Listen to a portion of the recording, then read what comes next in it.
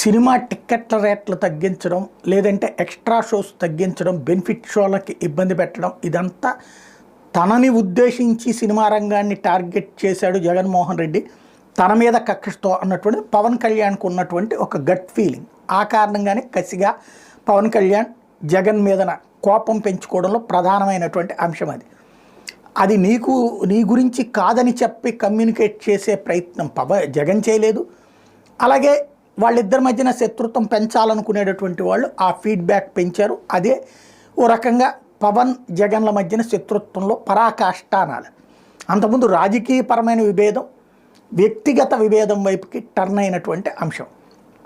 ఇందులో అందుకనినే తను అధికారంలోకి వచ్చిన తర్వాత జగన్ని వెంటాడి వేటాడటం అన్నటువంటి దాని మీదన సీరియస్గా దృష్టి సారిస్తూ వస్తున్నారు పవన్ కళ్యాణ్. అందులో తాజా కీలకమైనటువంటి అంశం ఏంటంటే